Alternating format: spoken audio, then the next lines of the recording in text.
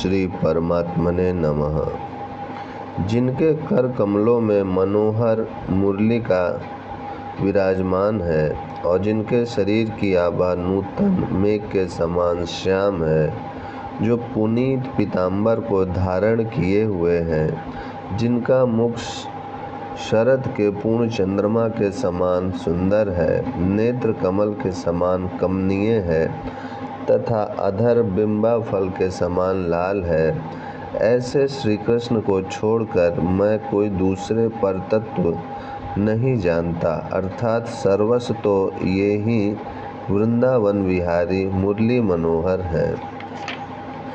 इष्ट प्रार्थना। प्यारे, तुमसे किस मुख से कहूँ कि मुझे ऐसा जीवन प्रदान करो। चिरकाल से महात्माओं के मुख से सुनता चला आ रहा हूँ कि तुम निष्कंचनों के प्रिय हो, जिन्होंने अभ्यंतर और बाह्य दोनों प्रकार के परिग्रह का परित्याग कर दिया है, जिनके तुम ही एकमात्र आश्रय हो, जो तुमको ही अपना सर्वस्व समझते हो। उन्हीं एकनिष्ठ भक्तों के हृदय में आकर तुम विराजमान होते हो, उन्हीं के जीवन को असली जीवन बना देते हो। उन्हीं के तुम प्यारे हो और वे तुम्हें प्यार हैं। प्यारे, इस पामर प्राणियों से तुम कैसे प्यार कर सकोगे? वंचना नहीं, अत्युक्ति नहीं नाथ, यह कैसे कहूँ कि बनावट नहीं, किंतु तुम तो अंतर्यामी हो। तुमसे कोई बात छिपी थोड़े ही है। इस अधम का तो तुम्हारे प्रति तनिक भी आकर्षण नहीं।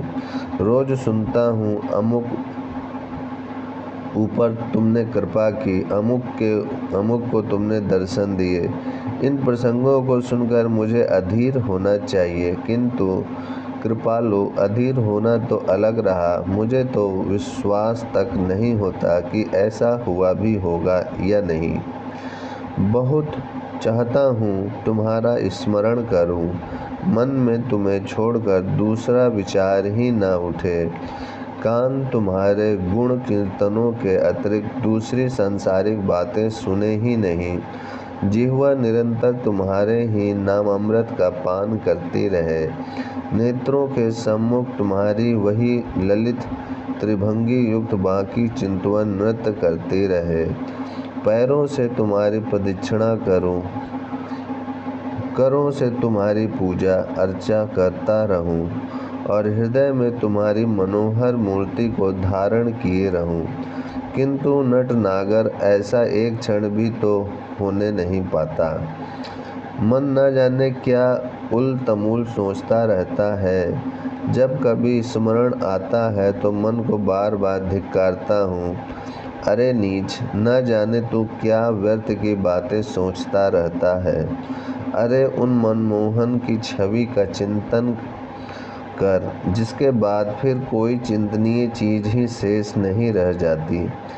किंतु नाथ, वह मेरी सिख को सुनता ही नहीं। न जाने कितने दिन से यह इन घटपट आदिकों को सोचता आ रहा है।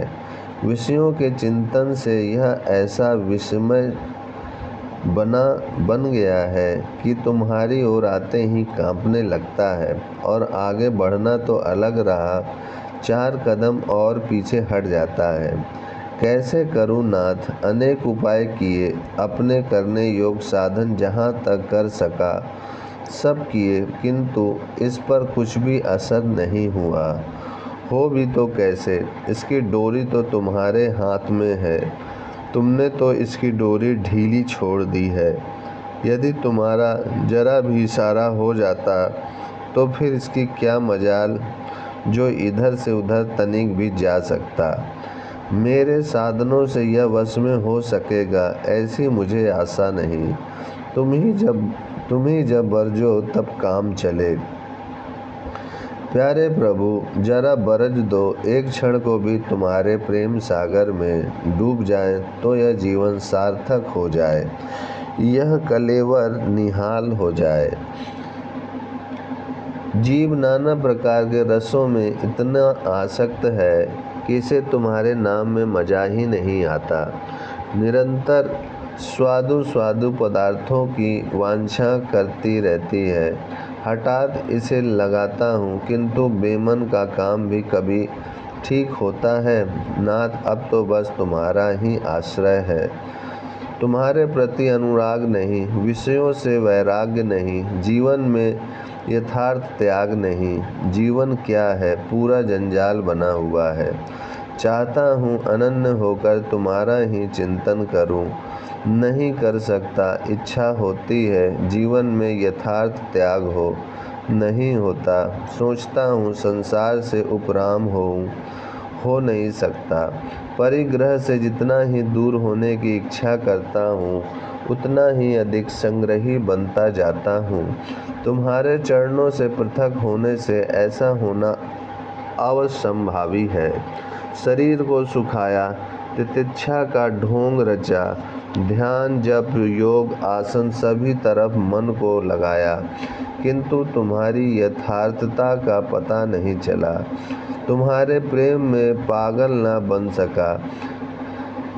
हिर फिर कर वही संसार भांति भांति का रूप रखकर सामने आ गया। तुम छिपे ही रहे। अपने ऊपर अब विश्वास नहीं रहा। यह शरीर रोगों का अड्डा बन गया है। नेत्रों की ज्योति अभी से क्षीण हो गई, दंत खोखले हो गए, पाचन शक्ति कम हो गई। वायु के प्रकोप से शरीर के सभी अवयव वेदनामय बन गए, फिर भी यथार्थ जीवन लाभ नहीं कर सका। अब सब तरफ से हार कर बैठ गया हूँ।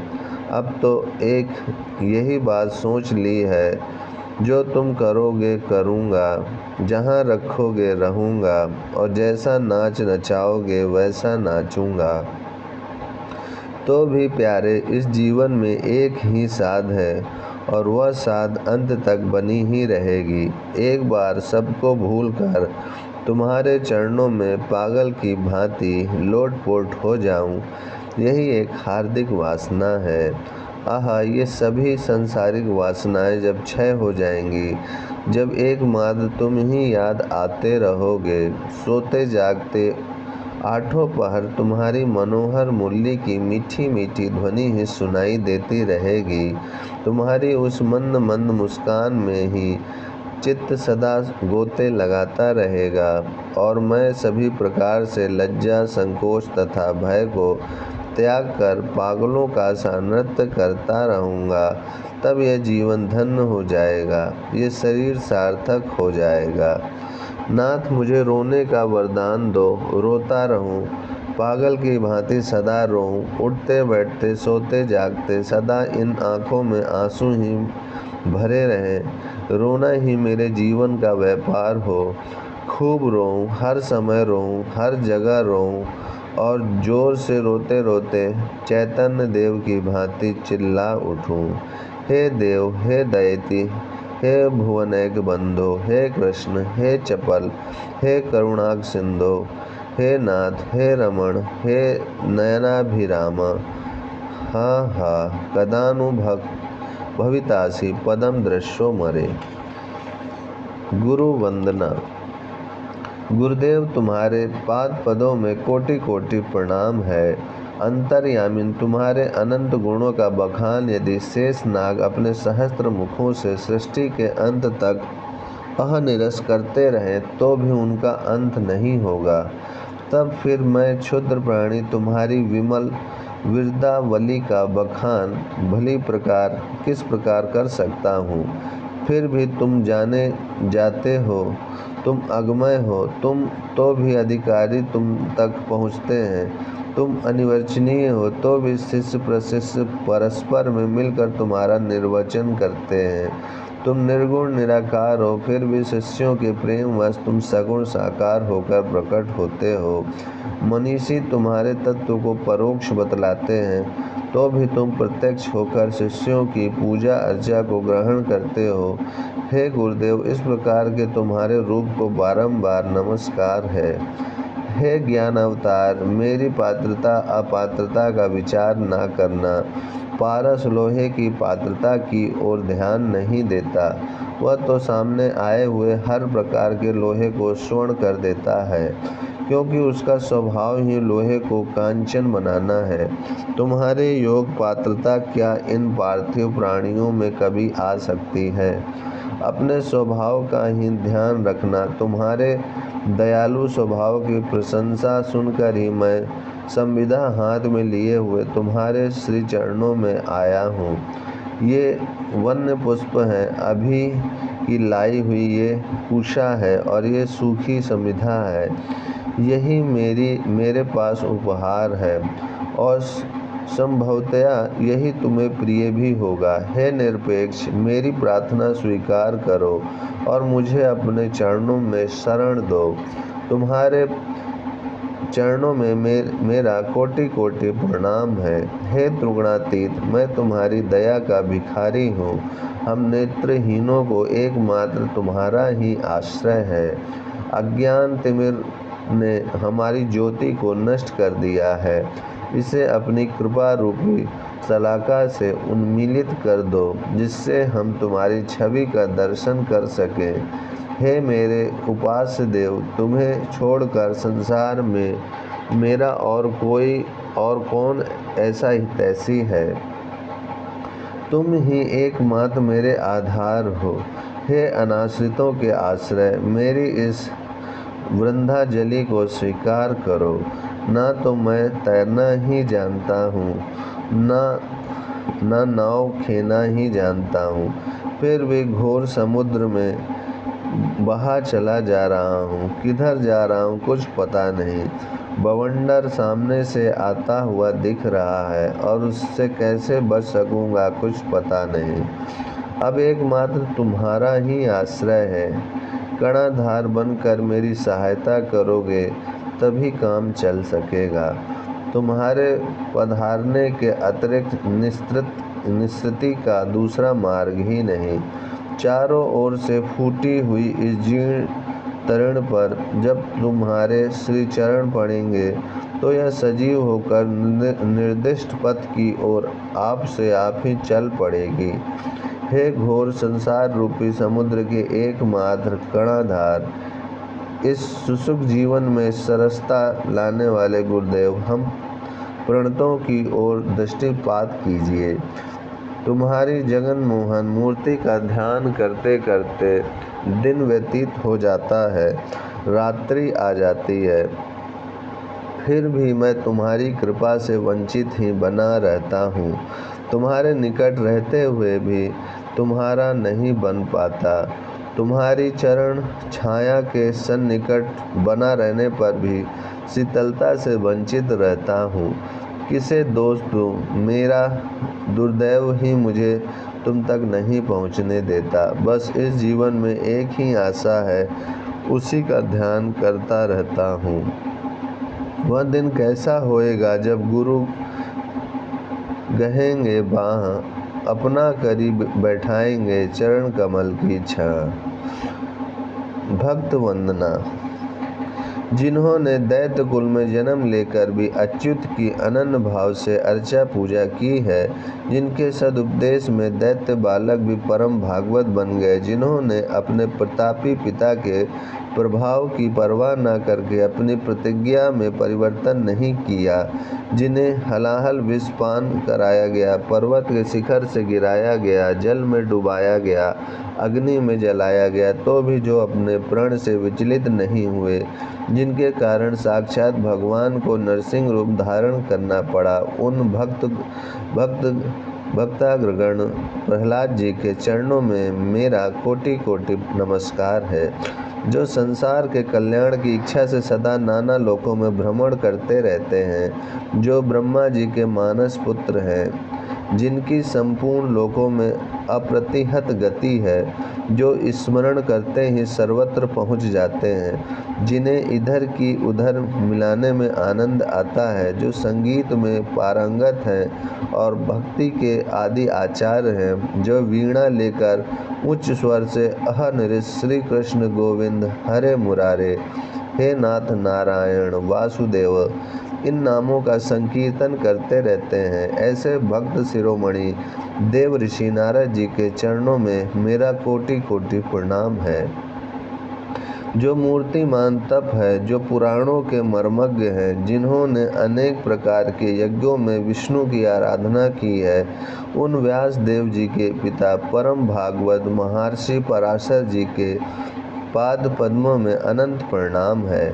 परम भागवत परम वैष्णव पुंडरीक ऋषि के चरणों में मैं बार बार प्रणाम करता हूँ, जिन्होंने एक वेद को 4 भागों में विभक्त कर दिया है, जिन्होंने कलि के जीवों के उद्धार के निमित्त पंचम वेद महाभारत और 18 पुराणों की रचना की है, जो ज्ञान अवतार है। उन महर्षि वेद व्यास को मैं बार बार प्रणाम करता हूँ, जिनकी वैष्णवता के प्रभाव को सूचित करने के निमित्त भगवान ने शरण में आए हुए महर्षि दुर्वासा की स्वयं रक्षा न करके उन्हीं के पास भेजा था, जिनके परम भागवत होने की प्रशंसा से पुराणों के बहुत से स्थल भरे पड़े हैं। उन राज ऋषि अम्बरीश की चरण धूलि को मैं अपने मस्तक पर धारण करता हूँ, जो संसारी माया के प्रभाव से बचने के निमित्त 12 वर्ष तक माता के गर्भ में ही वास करते रहे, जिन्होंने मरणासन्न महाराज परीक्षित को 7 दिनों में ही श्रीमद् भागवत की कथा सुनाकर मोक्ष का उत्तम अधिकारी बना दिया। उन अवधूत शिरोमणि महामुनि सुखदेव जी के चरणों में मैं श्रद्धा भक्ति के साथ प्रणाम करता हूँ, जिन्होंने नैमिषारण्य की पुण्य भूमि में सूत के मुख से महाभारत और 18 पुराण श्रवण किए, जो ऋषियों के अग्रगण्य गिने जाते हैं, जिन्होंने हजारों वर्ष की दीक्षा लेकर भारी भारी याग किए हैं। उन संत महंत महर्षि शनक जी के चरण वंदना करके मैं अपने को कृतकृत्य बनाना चाहता हूँ, जिन्होंने पिता का प्रिय करने के निमित्त आजीवन अखंड ब्रह्मचर्य व्रत का पालन किया, जो अपनी प्रतिज्ञा पालन के निमित्त अपने गुरु परशुराम जी से भी भिड़ गए, जिन्होंने पिता को प्रसन्न करके इच्छा मृत्यु का अमोघ वरदान प्राप्त किया, जिनकी प्रतिज्ञा पूरी करने के निमित्त साक्षात भगवान ने अपनी प्रतिज्ञा तोड़ दी। उन गंगा के पुत्र वसु अवतार महात्मा भीष्म पितामह के आशीर्वाद की मैं इच्छा करता हूँ। परम भागवत और परम वैष्णव दालभ्य ऋषि के चरण कमलों में मेरा कोटि कोटि नमस्कार है, जिन्होंने एकादश व्रत के महात्म्य को संपूर्ण पृथ्वी पर स्थापित किया, जिनके धर्म के कारण स्वयं धर्मराज भी भयभीत होकर पितामह की शरण में गए और उन्हें धर्मच्युत कराने के निमित्त अद्वितीय रूप लावण्य युक्त मोहिनी नाम की एक सुंदरी को भेजा, जिन्होंने मोहिनी के आग्रह करने पर अपने इकलौते प्यारे पुत्र का सिर देना तो मंजूर किया, किंतु एकादशी व्रत नहीं छोड़ा। उन राज ऋषि रुक्मांगद के प्रति मेरा कोटि कोटि प्रणाम है, जो भगवान के परम अंतरंग सखा गिने जाते हैं। भगवान की प्रेम पाती लेकर जो वृंदावन की गोपिकाओं को ज्ञान उपदेश करने गए थे और वहां से परम वैष्णव होकर लौटे थे, जो भगवान के तिरोभाव होने पर उनकी आज्ञा से नर नारायण के क्षेत्र में योग समाहित हुए थे, उन परम भागवत उद्धव जी के चरणों में मेरा अधिकाधिक अनुराग हो, जो अन्यायी भाई का पक्ष छोड़कर भगवान रामचंद्र जी के शरणापन्न हुए और अंत में लंकाधिपति बने। उन श्री रामचंद्र के प्रिय सखा अमर भक्त विभीषण को मैं नत होकर अभिवादन करता हूँ, जिनका सारथ्य महाभारत के युद्ध में स्वयं भगवान ने किया, जो इसी शरीर से स्वर्ग में वास कर आए, जिन्होंने शंकर जी से युद्ध करके उनसे पशुपत अस्त्र प्राप्त किया, जिन्होंने अकेले गांडीव धनुष से 18 अक्षौणी वाली महाभारत में विजय प्राप्त कर ली, युद्ध से पराणमुख होने पर जिन्हें भगवान ने स्वयं गीता का उपदेश दिया, जो भगवान के विहार शैया आसन और भोजनों में सदा साथ साथ ही रहे, जिन्हें भगवान बड़े प्रेम से हे पार्थ, हे सखा, हे धनंजय ऐसे सुंदर संबोधनों से संबोधित करते थे, वे नरावतार श्री अर्जुन जी मेरे ऊपर कृपा की दृष्टि करें। बौद्धों के नास्तिकवाद को मिटाकर जिन्होंने निर्विशेष ब्रह्म का व्याख्यान किया, जिन्होंने जगत के प्रपंच को मिथ्या बताकर एकमात्र ब्रह्म को ही साध्य बताया, अभेदवाद को सिद्ध करते हुए भी जिन्होंने समुद्र की तरंगों की भांति अपने को प्रभु का दास बताया, उन आचार्य प्रवर भगवान शंकराचार्य के चरणों में मेरा सत सत प्रणाम है, जिन्होंने भक्ति मार्ग को सर्वसाधारण के लिए सुलभ बना दिया,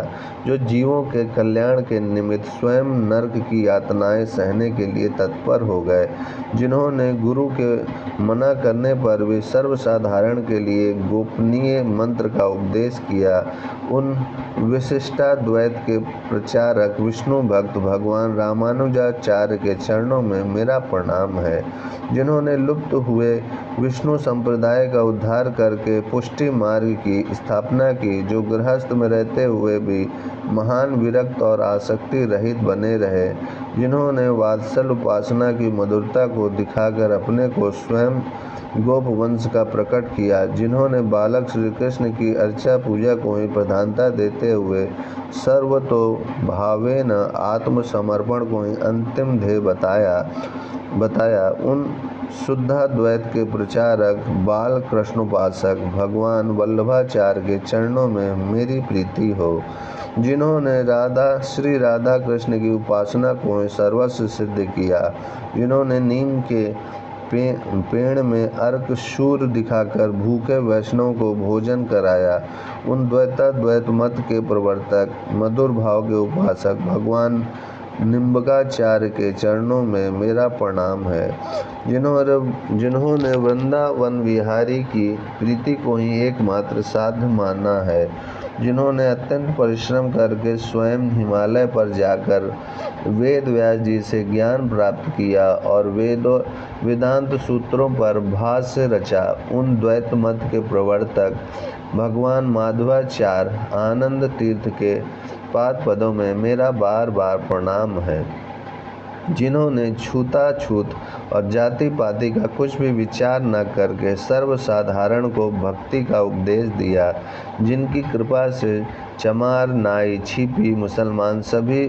जगत पूज्य बन गए, जिन्होंने वैष्णव समाज में सीताराम की सेवा पूजा का प्रचार किया, उन आचार्य प्रवर श्री रामानंद स्वामी के चरणों में मेरा कोटि कोटि प्रणाम है।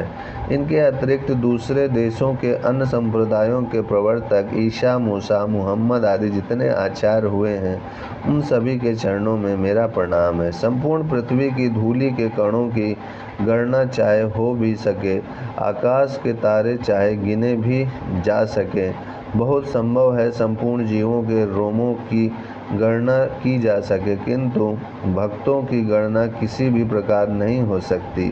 सृष्टि के आदि से अब तक असंख्य भक्त होते आए हैं, उन सब के केवल नामों को ही गणेश जी जैसे लेखक दिन रात्रि निरंतर लिखते रहें तो महाप्रलय के अंत तक भी नहीं लिख सकते, फिर मुझ जैसे अल्पज्ञ की तो बात ही क्या है। शिव जी, नारद जी, ब्रह्मा जी, पांडव, सनत कुमार, इन भक्तों से लेकर सत्ययुग, त्रेता, द्वापर और कलयुग, इन चारों युगों में 18 मनवंतरों में असंख्यों कल्पों में जितने भक्त हुए हैं, उन सभी के चरणों में मेरा प्रणाम है। जिन्होंने सत्ययुग में कपिल रूप से भगवान का दर्शन किया है, उन भगवत भक्तों के चरणों में मेरा प्रणाम है। जिन्होंने त्रेता में राम रूप से भगवान का दर्शन किया है, उन राम भक्तों के चरणों की मैं वंदना करता हूँ। जिन्होंने व्यास रूप से द्वापर में भगवान के दर्शन किए हैं, उन भक्तों के चरणों में मेरा प्रणाम है। कलिग रूप से जिन्होंने कलयुग में भगवान के दर्शन किए हैं और जो इस कलिग के अंत में करेंगे, उन सभी भक्तों के चरणों में मेरा कोटि कोटि नमस्कार है। जिन्होंने वराह, मत्स्य, यज्ञ, नर नारायण, कपिल, कुमार, दत्तात्रेय, हिरग्रीव, हंस, प्रशनगर्भ, ऋषभदेव, पृथु, नरसिंह, कूर्म, धन्वंतरी, मोहिनी, वामन, परशुराम, रामचंद्र, वेदव्यास, बलदेव, कृष्ण, बुद्ध और कलिक, इन भगवान के अवतारों का दर्शन, स्पर्श और सहवास किया उन अवतारों के भक्तों के चरणों में मेरा प्रणाम है।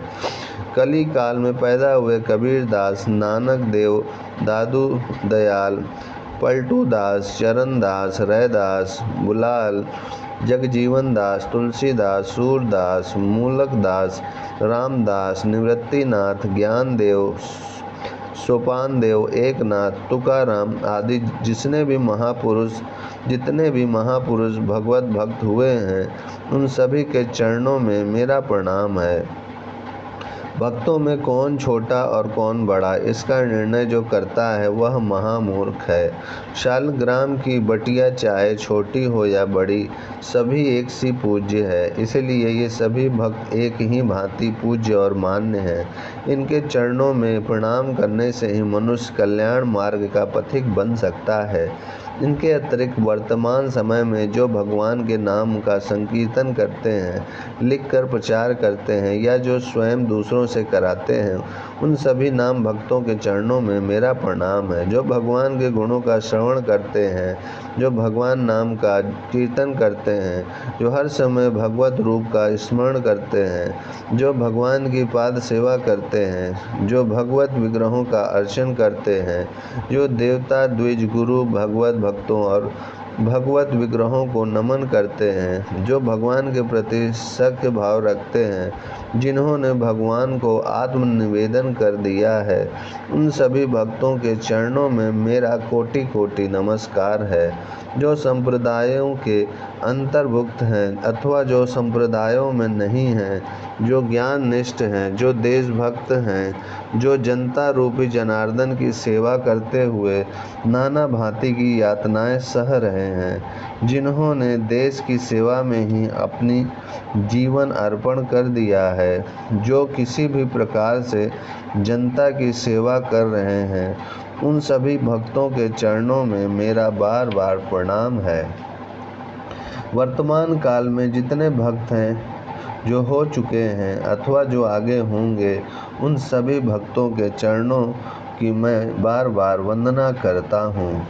भक्त ही भगवान के साकार रूप हैं। भगवान की शक्ति का विकास पूर्ण रूप से भक्त के ही शरीर में होता है। भक्तों का शरीर पार्थिव होते हुए भी चिन्मय है। वे साक्षात भगवत स्वरूप ही हैं। भक्तों की चरण वंदना करने से ही सब प्रकार के विघ्न मिट जाते हैं। भक्ति भक्त भगवंत गुरु चतुर नाम वपु एक, इनके पद वंदन किए मेटत विघ्न अनेक। व्यासोपदेश। संसार का यावत ज्ञान है, सभी व्यासोच्छिष्ट कहा जाता है। भगवान व्यास साक्षात विष्णु हैं। बस इतना ही अंतर है कि इनके चार की जगह दो ही भुजा है। ये अचतुर्मुख ब्रह्मा हैं और दो नेत्र वाले शिव हैं। 24 अवतारों में भगवान व्यास देव जी भी एक अवतार हैं। ये प्रत्येक द्वापर के अंत में प्रकट होकर लोक कल्याण के निमित्त एक वेद को 4 भागों में विभक्त करते हैं। इस युग में महर्षि पराशर के वीर से तथा सत्यवती के गर्भ से भगवान व्यास देव का जन्म हुआ है। इन्होंने एक वेद को 4 भागों में विभक्त किया, इसीलिए इन्हें वेद व्यास भी कहते हैं। जब देखा कि कलयुग के जीव इतने पर भी ज्ञान से वंचित रहेंगे, तो इन्होंने संपूर्ण जीवों के कल्याण के निमित्त महाभारत की रचना की और 18 पुराणों का प्रचार किया। भगवान व्यासकृत इन सभी ग्रंथों में ऐसा कोई भी इहलौकिक तथा परलौकिक विषय नहीं रहा है जिसका वर्णन भगवान व्यास देव ने नहीं किया हो। राज धर्म, नीति धर्म, वृत्ति धर्म, वर्णाश्रम धर्म, मोक्ष धर्म, सृष्टि स्थिति प्रलय, सोच, सदाचार, गति अगति, कर्तव्य अकर्तव्य, सभी विषयों का वर्णन भगवान व्यास देव ने किया है। संसार में कोई भी ऐसी बात जिसका कोई कभी भी अनुभव कर सकता है, उसका सूत्र रूप से वर्णन भगवान व्यासदेव ने पहले ही कर चुके हैं। भगवान व्यासदेव ने बताया है कि काल की गति अव्याहत और एक रस है, जो पैदा हुआ है उसका कभी न कभी अंत अवश्य ही होगा। दिन रात्रि सबके लिए समान रूप से आते जाते हैं। बुद्धिमान अपने समय का उपयोग काव्य शास्त्रों के अध्ययन और मनन में करते हैं। जो मूर्ख हैं वे सोने में, खाने पीने या दूसरों की निंदा स्तुति में अपने समय का दुरुपयोग करते हैं। इसीलिए व्यास देव जी उपदेश करते हैं कि मूर्खों की भांति समय बिताना ठीक नहीं है। अपना समय का दुरुपयोग कभी मत करो, उसका सदा सदुपयोग ही करते रहो। सदुपयोग कैसे हो, इसके लिए वे उपदेश करते हैं। मनुष्यों को इतिहास, पुराण, दूसरी सुंदर कहानियाँ और महात्माओं के जीवन चरित्र, इनका नित्य प्रति श्रवण करना चाहिए। अब आइए इस बात पर थोड़ा विचार करें कि इन उपयुक्त विषयों के श्रवण से क्या लाभ और इनमें यथार्थ वस्तु क्या है। आर्य शास्त्रों में दो ही इतिहास या महाकाव्य माने गए। एक तो भगवान व्यासकृत महाभारत और दूसरा भगवान वाल्मीकि कृत आदि काव्य रामायण। इन दो ही महाग्रंथों में संपूर्ण जगत का इतिहास भरा पड़ा है। सभी रस, सभी विषय, जितनी भी कथाओं की कल्पनाएं हो सकती हैं, वे सब इन दोनों ग्रंथों में संक्षेप और विस्तार रूप से वर्णन की गई है। इन महाग्रंथों में आर्य जाति के महापुरुषों की ही इतिहास नहीं है, किंतु संपूर्ण जगत का इतिहास भरा पड़ा है। जिस प्रकार गंगा, यमुना, समुद्र, पर्वत, ग्रह, नक्षत्र ये सृष्टि के अंग हैं, उसी प्रकार ये ग्रंथ भी नित्य और सनातन है। जैसे पृथ्वी पर जन्म धारण करने वाला इच्छा से अथवा अनिच्छा से बिना श्वास लिए रह नहीं सकता, उसी प्रकार सभ्य जाति के ज्ञान पिपासु पुरुष इन महाकाव्यों के ज्ञानोपार्जन के बिना रह ही नहीं सकते। फिर चाहे वे प्रत्यक्ष रूप से इन ग्रंथों का अध्ययन करें अथवा इनके आधार पर बनाए हुए अन्य भाषा के ग्रंथों से, वे इस ज्ञान से वंचित रह नहीं सकते, क्योंकि नित्य सनातन ज्ञान तो एक ही है और उसका व्याख्यान युग के अंत में व्यास रूप से भगवान ही कर सकते हैं। इसलिए भगवान व्यास देव ने प्रतिज्ञा करके कहते हैं, जो मैंने महाभारत में वर्णन किया है वही सर्वत्र है। जिसका यहाँ वर्णन नहीं हुआ उसका कहीं वर्णन हो ही नहीं सकता। हिंदू जाति आदिकाल से इन प्राचीन आख्यानों को सुनती आई है। ये आख्यान अनादिकाल से ऐसे ही चले आए हैं और अंत तक इसी तरह चले जाएंगे। इसलिए इनका श्रवण सदा करते रहना चाहिए। पुराण अनादि हैं और असंख्य हैं, किंतु भगवान व्यास देव ने उन्हें 18 भागों में संग्रह कर दिया है। इनमें छोटे से छोटे पुरुषार्थ का तथा परम से परम पुरुषार्थ का वर्णन है। शौच कैसे जाना चाहिए, शौच के अनंतर कितनी बार बाएं हाथ को, कितनी बार दाएं हाथ को तथा दोनों हाथों को मिलाकर धोना चाहिए, कुल्ला कितनी बार करना चाहिए, दातुन कितनी अंगुल का हो, इत्यादि छोटे से छोटे विषयों से लेकर मोक्ष तक का वर्णन पुराणों में किया गया है। पुराण ही आर्य जाति की असली प्राण है। प्राणों के बिना प्राणियों का जीना संभव भी हो सकता है, किंतु पुराणों के बिना आर्य जाति जीवित नहीं रह सकती।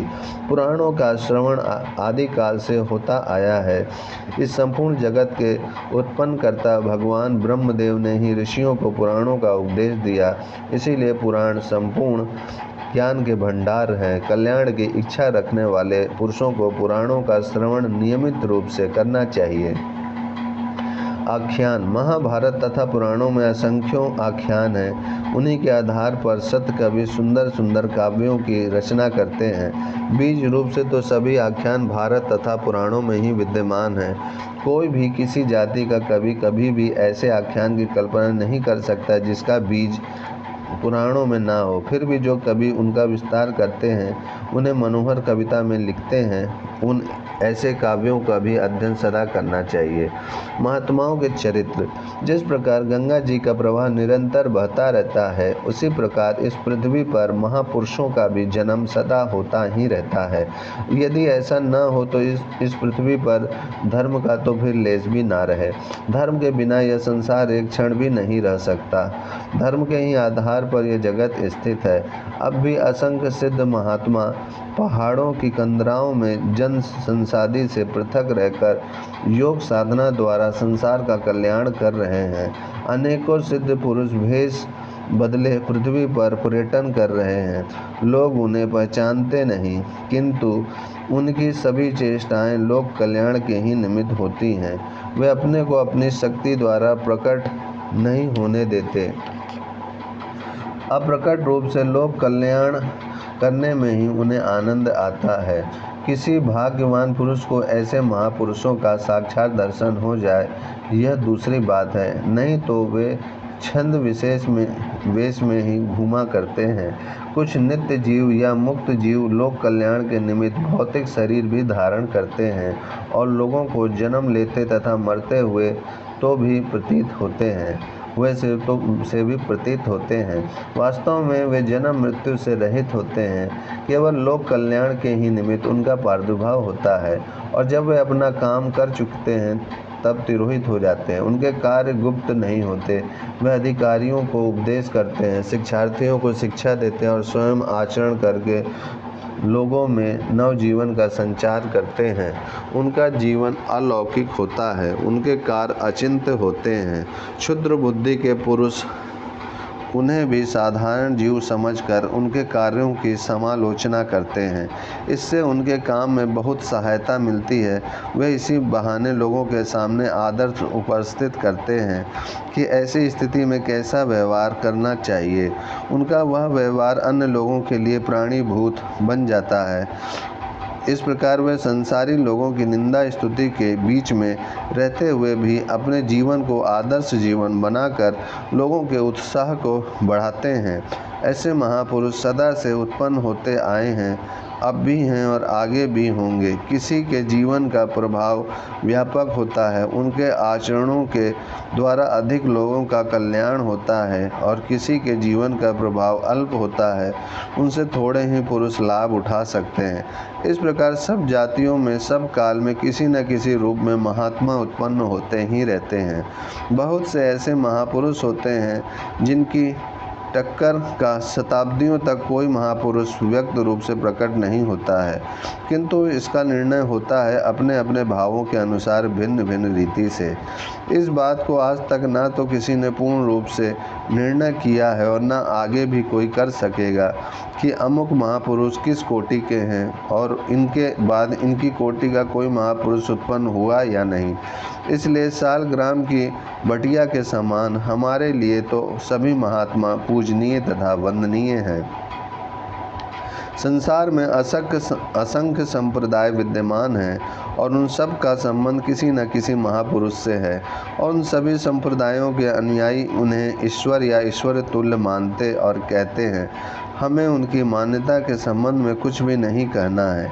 एक महापुरुष को ही सर्वस्व मानने वाले पुरुषों को पराय देखा गया है कि वे अपने से भिन्न संप्रदाय वाले महापुरुष की उपेक्षा करते हैं और बहुत से तो निंदा भी करते हैं। हम ऐसा नहीं कह सकते। हमारे लिए तो सभी महापुरुष, जिनका वास्तव में किसी भी संप्रदाय से संबंध नहीं है, किंतु तो भी लोग उन्हें अपने संप्रदाय का आचार्य या आदि पुरुष मानते हैं, समान रूप से पूजनीय और वंदनीय हैं। इसलिए हम अपने प्रेमी पाठकों से यही प्रार्थना करते हैं कि जिनका संबंध परमार्थ से है, ऐसे सभी महात्माओं के चरित्रों का श्रद्धा के साथ श्रवण करना चाहिए। महात्माओं का चरित्र जीवन को महान बनाता है, हमें कर्तव्य और सहिष्णुता सिखाता है तथा हमें अपने असली लक्ष्य तक पहुंचाता है। इसलिए यथार्थ उन्नति का एकमात्र साधन महात्माओं के चरित्रों का श्रवण तथा सत्पुरुषों का सत्संग ही सर्वत्र बताया गया है। इस युग के महापुरुषों में महाप्रभु चैतन्य देव का स्थान सर्वोच्च कहा जाता है। वे भक्ति के मूर्तिमान अवतार थे, प्रेम की सजीव मूर्ति थे। उनके जीवन में परम वैराग्य, महान त्याग, अलौकिक प्रेम, अभूतपूर्व उत्कंठा और भगवान के लिए विलक्षण छटपटाहट थी। उनका अवतार संसार के कल्याण के ही निमित्त हुआ था। उन महापुरुष के जीवन से अब तक असंख्य जीवों का कल्याण हुआ है और आगे भी होगा। ऐसे महापुरुष का जीवन कल्याण की इच्छा रखने वाले जीवों के लिए निभ्रांत पथ प्रदर्शक बन सकता है। चैतन्य चरित्र अगाध है और दुर्गेय है। साधारण जीवों की समझ में न तो वह आ ही सकता है, न कृति पुरुष उसे श्रवण ही कर सकते हैं। सौभाग्य से ऐसे चरित्रों के श्रवण का सुयोग मिलता है। सुनकर उसे यथावत समझने वाले तो विरले ही पुरुष होते हैं। जिनके ऊपर उनकी कृपा होती है वे ही समझ सकते हैं। फिर उन चरित्रों का कथन करना तो बहुत ही कठिन काम है।